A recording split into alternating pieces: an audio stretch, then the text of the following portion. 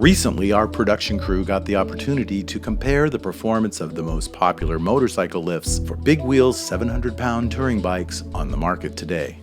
We put lifts from Harbor Freight, Pitbull, and J&S Jacks through the most common uses you want one of these things for. As you will see, the results were very surprising, and based on the way these units physically look and the reviews you hear out there on the net, their performance is not necessarily what you might think. The Harbor Freight unit offers a distance between its lift beams of 14 3/8 inches,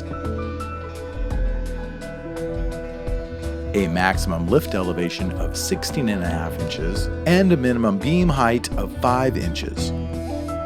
The Pitbull lift offers a distance between its lift beams of 15 inches,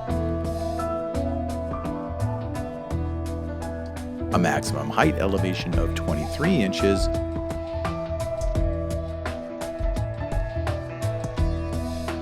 and a minimum height of 4 inches.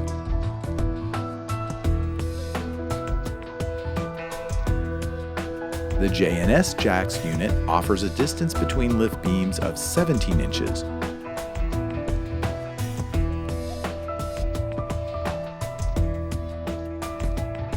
a maximum lift elevation height of 18.5 inches, and a minimum height of 4 inches. The Harbor Freight lift appears to be a real value in that it looks sturdy, well finished, ergonomically designed.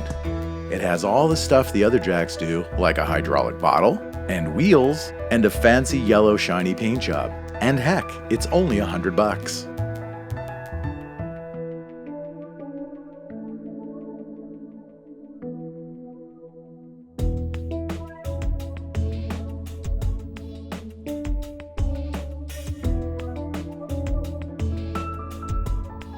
The Pitbull lift is a beast that appears so overbuilt one would think that it could support a Mack truck. Its massive presence, large footprint, and 110-pound weight leaves a lasting impression on you in the showroom. It's like the sumo wrestler of motorcycle jacks, big, gnarly, and badass. We couldn't wait to get that red and black beauty under our all black and chrome big tire Harley.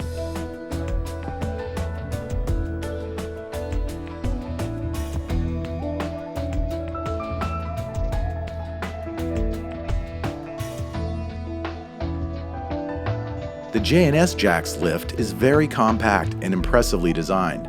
Its sexy black textured finish, smooth corners, and small footprint left us a bit bewildered. Compared to its competition, it's like looking at a lean-cut dancer that could just take you out if you cross them the wrong way because they are in such awesome physical condition. Its beautiful artisanship is a tribute to American quality and craftsmanship. This one sets the standard once you take a closer look. Some of the best welding work money can buy. But how will it stack up to everyone else? Let's take a look. Our first test was to see how well the Jacks rolled a bike around the average cement floor in our average garage and shop. As you can see, the Pitbull unit had some difficulties going over small divots and cracks in the floor. This was due to two primary design factors: the clearance distance from the bottom of its frame to the floor, and because the extra long frame bows in the center under heavy loads like our Harley. Our analysis of this behavior discovered that because of the unit's extra long 46-inch frame, combined with leverage caused by the severe angle the lift arms remain at even when fully elevated, these design issues come together to cause bowing downward along the length of those primary support rails, which further reduces the unit's ground clearance. As you can see, the J&S Jacks unit rolls right over these types of imperfections without a problem. This is because its frame is 9 inches shorter in length than the Pitbull and utilizes taller, stronger rail components, combined with the fact that the support cage is almost completely vertical when fully elevated, virtually eliminating the downward leverage created by other designs. These factors all come together to create a frame that is substantially more rigid and stable overall.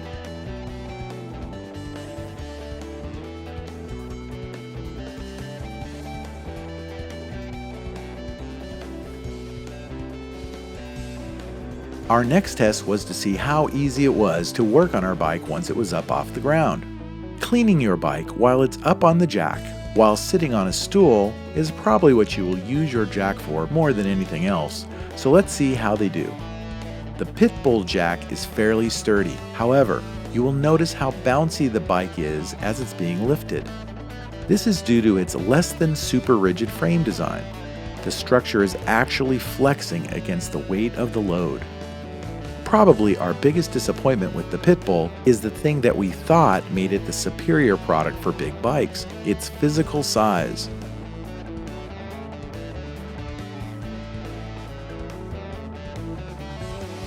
As we found out, the lower frame design sticks out so far into our work area that it makes basic cleaning, maintenance, and storing your bike less than optimal because of having to work our way around its large base frame. Again, this is primarily due to two things: the angle the support cage remains at when fully elevated and the length of the unit's base.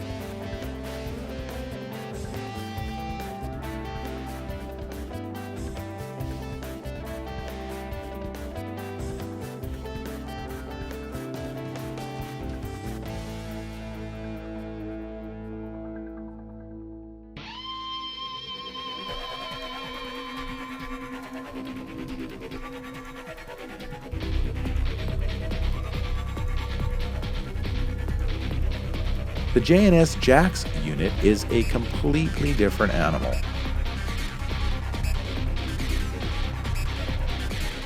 When working on the bike while fully elevated, the lift's base frame is almost completely out of our work path.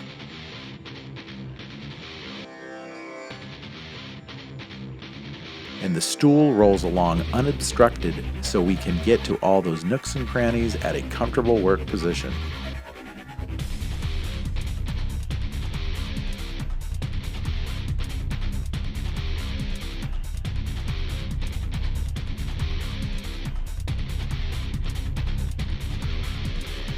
When storing your bike for off-season up against the wall, the J&S Jax unit allows for a safer and far less obstructed walking space in front of the bike.